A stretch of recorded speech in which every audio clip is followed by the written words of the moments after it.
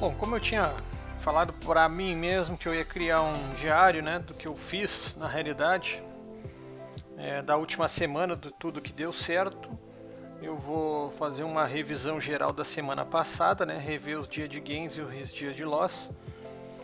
Então foi do dia 22 ao dia 26. Dia 22 e dia 26, vamos ver aqui, ó.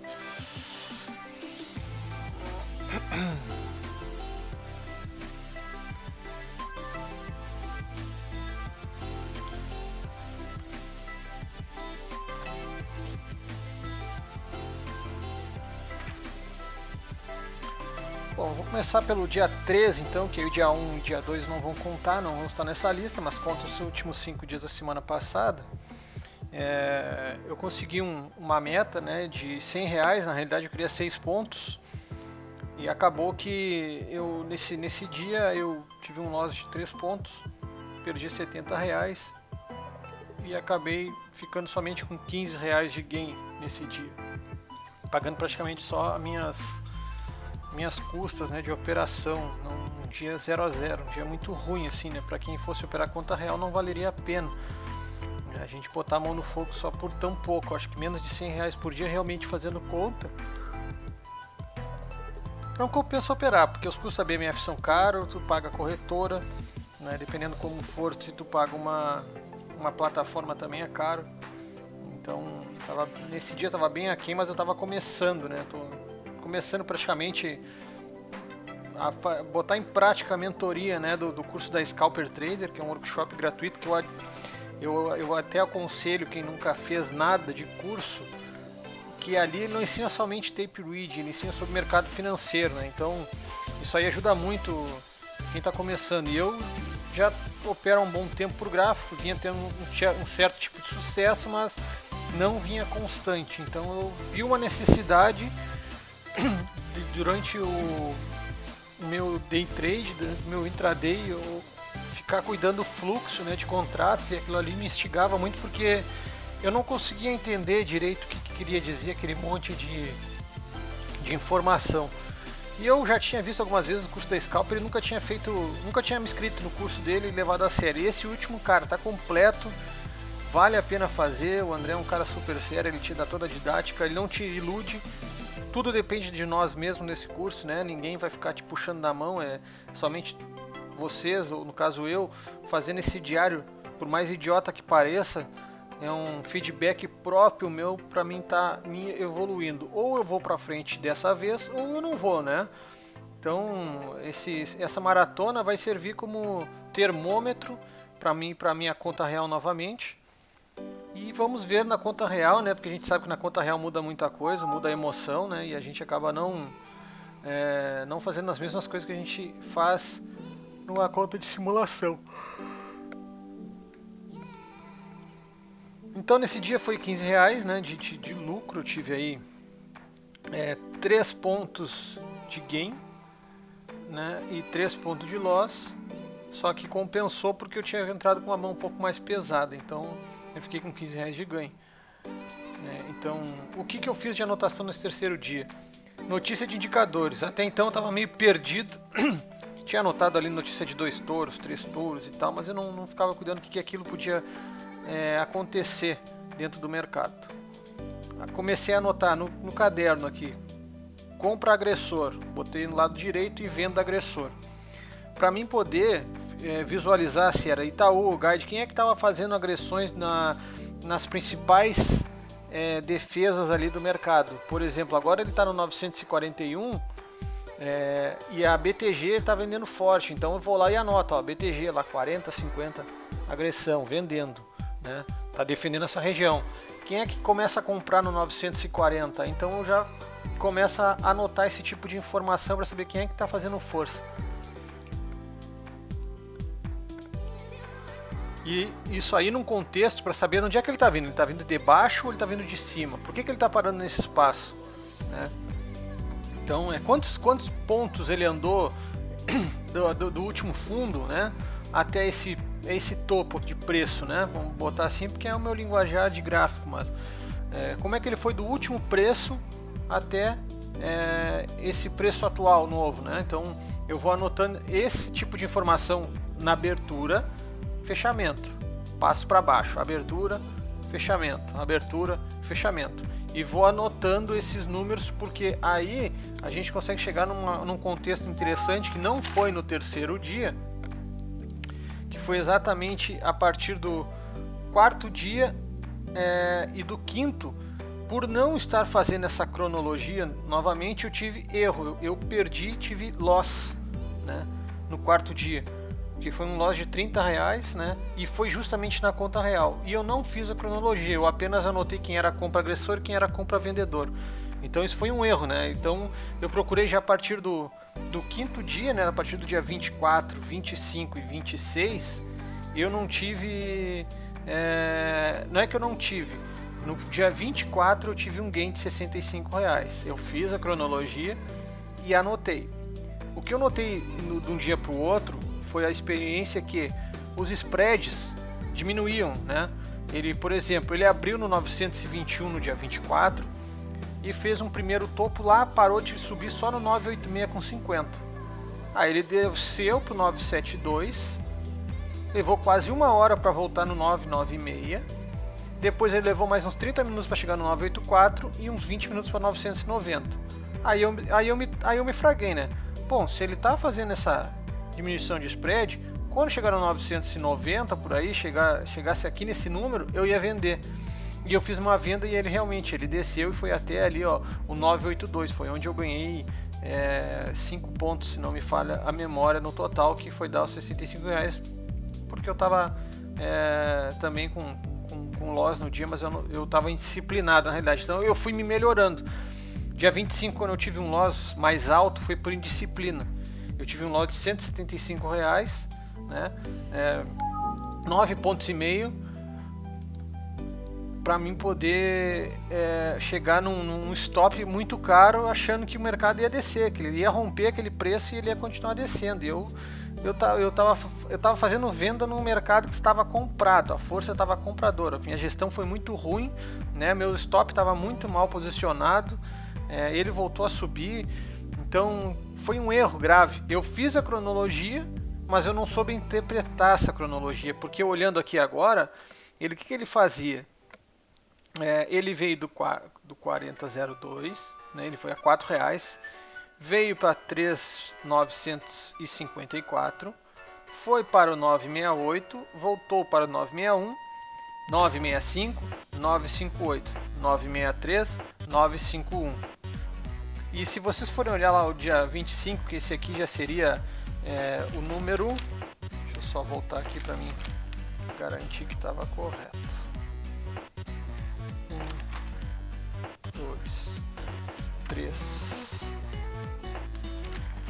4, 5, 6. O número 6, ele tá lá o dia do meu loss lá, que foi bem feio, então eu fiz essa cagada. Aí eu tinha cometido na realidade praticamente o mesmo erro do dia 24. E eu falo isso no vídeo. Eu estava tentando vender quando ele estava dentro daquele contexto de uma caixa, né? Que o mercado a gente separa ele por caixas no tape read. Então ele estava dentro dessa caixa, eu resolvi entrar comprado ou vendido, apostando no rompimento dessa caixa, sendo que ele não tinha dado nenhum indício de que ele ia ultrapassar essa caixa. Então foi um erro meu realmente, e eu paguei caro por isso. Já a partir agora do dia 26, né, até o dia atual de hoje, que eu já vou entrar nele, o dia 26 para mim foi esclarecedor, porque eu já estava vacinado contra essa situação, né, de querer vender contra uma tendência e comprar apostando em rompimento fora daquele padrão de canal, né? Então eu já estava vacinado. Chegou no dia 26, o que aconteceu? Comecei a anotar. Notícias, né? O que tinha de pesar? Assim, o PIB trimestral dos Estados Unidos. Ele teve um resultado positivo, ele estava em 2,2 e foi para 3,2.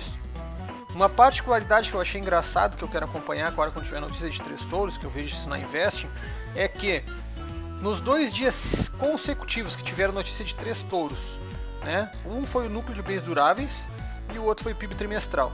Ambos oscilaram mais de 20 pontos. né, depois que saiu a notícia. Mas oscilaram para onde?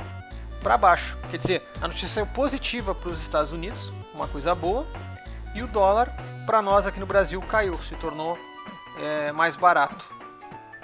Qual a correlação disso? Não sei. Isso aqui eu quero acompanhar através de uma oportunidade. Quando vê, a gente tem uma notícia de 3 touros.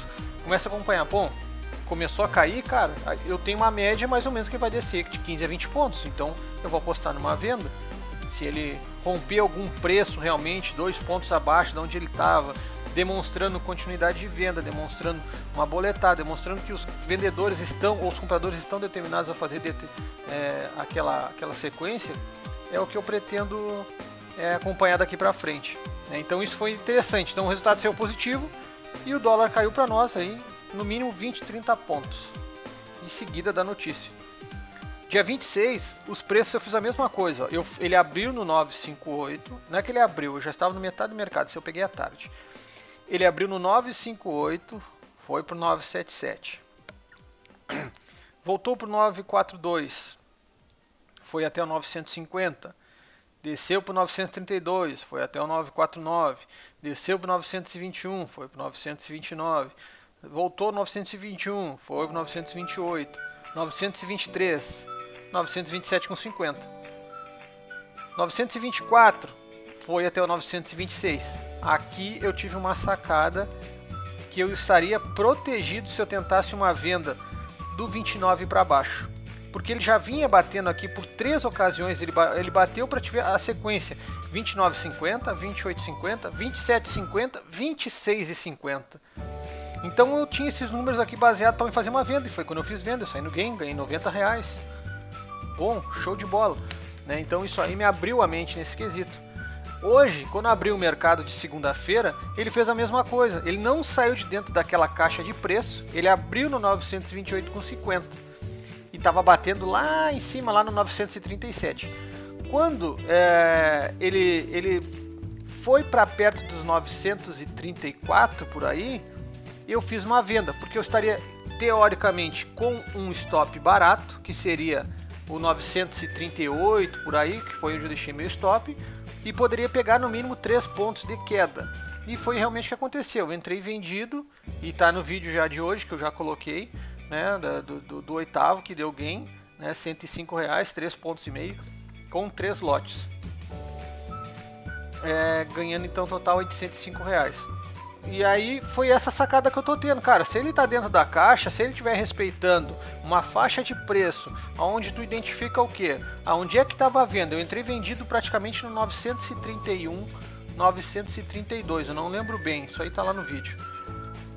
A Capital, Itaú, né, UBS, Ideal, todos eles estavam vendendo muito forte, fazendo uma proteção em cima desses números. Todos eles estavam vendendo forte. E não tinham um poder de compra muito maior do que isso, eles não estavam conseguindo. Cada vez que eles tentavam comprar, os caras entravam vendendo, puxando o preço para baixo. Quando na segunda situação eu já entrei vendido, eu não fiquei esperando, eu estava protegido com um stop barato. Eu peguei e tomei a decisão, fui reativo, que é isso que o mercado de bridge pede, que a gente seja reativo. Se eu estou tendo uma proteção forte, a gente está vendo agressões em cima de agressões no 31,50, tu tá olhando o volume at price ali, que realmente ali tem um volume de venda superior à compra. Ali é o momento de se fazer. Olhando mais para baixo, ele foi pegar meus pontos ali. Agora ele passou, ele está em 942, mas naquele momento eu estava amparado por essa informação. Eu até vendi contra a tendência, mas eu estava amparado pelo fundamento do que? Ele estava rondando ali a casa do 931,50, 931, 932 e tinha força vendedora dos caras nessa região. Os caras estavam protegendo muito, eu não sei o motivo certo, a gente nunca vai saber, mas eu sei que tinha, então eu entrei vendido nessa situação.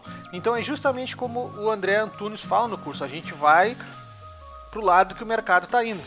A gente não tem lado certo, na realidade, a gente pega uma reação de mercado. Então, e se ele chegasse lá muito abaixo, que ele não chegou no dia de hoje, o máximo, deixa eu ver uma informação, ó, dia 29, que é hoje, ó, ele teve uma mínima de 22,50. Se eu tivesse no mercado, eu com certeza teria feito uma compra aqui. Eu não teria nem duvidado disso. Eu teria entrado com uma compra aqui, apostando numa subida, porque eu já estava amparado pelo mercado de antes de ontem, que ele já vinha batendo 921, já estava anotado, ele batia 920, 923, valeria a pena sim fazer uma compra, porque tu tinha uma resistência de alguns players que podiam estar montados nessa posição querendo fazer lucro, né? Aproveitar esse momento do mercado. Se eu tivesse comprado lá, eu teria pego hoje quase 20 pontos. Eu só não continuei no mercado hoje porque eu bati meta. O grande problema hoje em dia é a ganância que a gente tem de querer ganhar mais. Apesar de eu estar numa conta demonstração, eu já fiz muita cagada na conta real. Então eu me propus a ter um projeto de meritocracia, como o próprio Antunes fala na mentoria dele. Vai para a conta demonstração, aprende a fazer no simular com fundamento, ou no simulador, né? Aprende o fundamento, a saber o porquê que tu está entrando, a saber o porquê que tu está saindo, o porquê que tu errou, o porquê que tu entrou, quem está comprando, quem está vendendo, por que está subindo, por que está descendo, né? Isso tudo é muito importante na hora da tomada de decisão.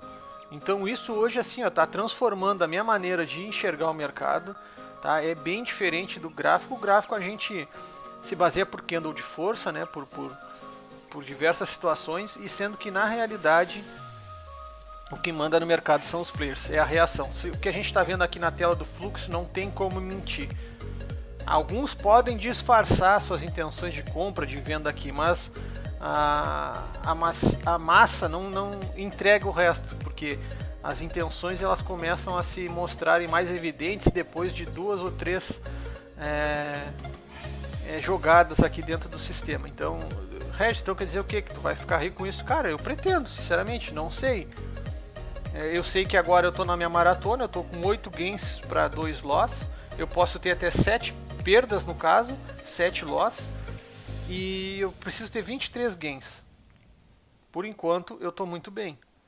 Eu só tenho que seguir essa linha, fazer o certo, quando eu estiver na minha conta real.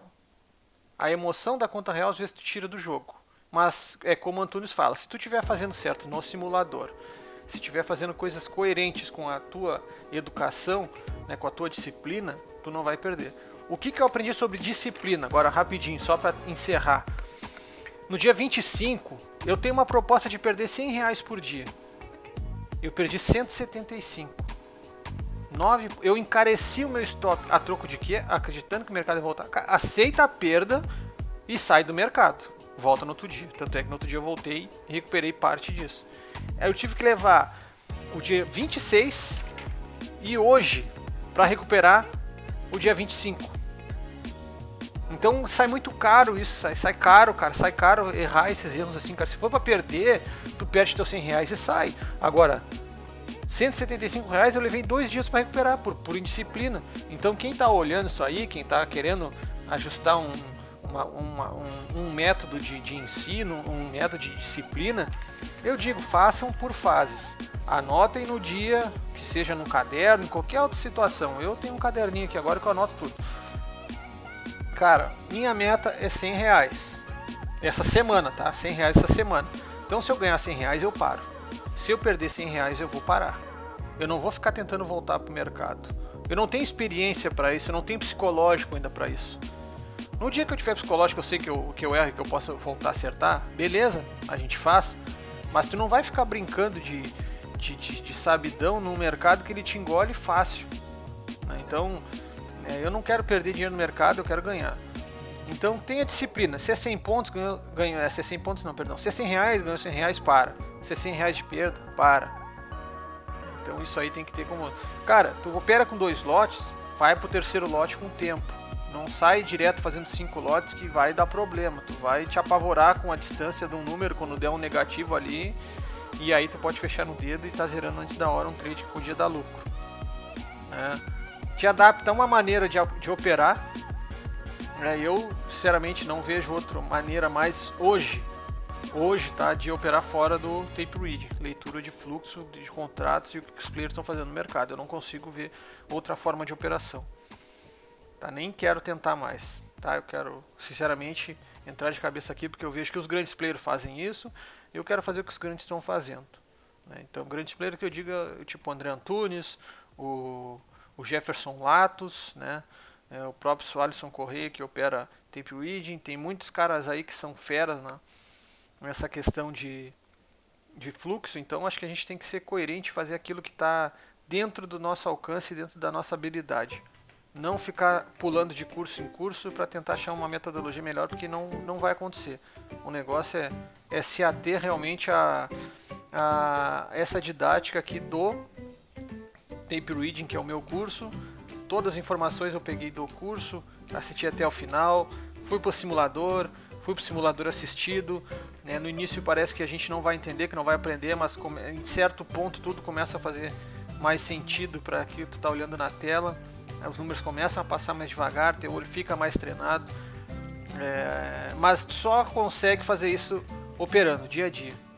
O próprio André fala, o tempo de tela te entrega tudo. Até agora está me entregando. Falta muita coisa pra mim. Falta, Deus o livre, não sei quando. Eu acho que o mercado, o cara nunca está totalmente apto a tudo, mas boa parte sim. Então era isso que eu queria deixar de recado, cara. Fazer um feedback então da minha semana, dos meus erros. Meus principais erros foram os que eu citei. Meus maiores ganhos foram através da leitura de preços, né, com fluxo. Então a gente tem que copiar o que dá certo e excluir o que dá errado.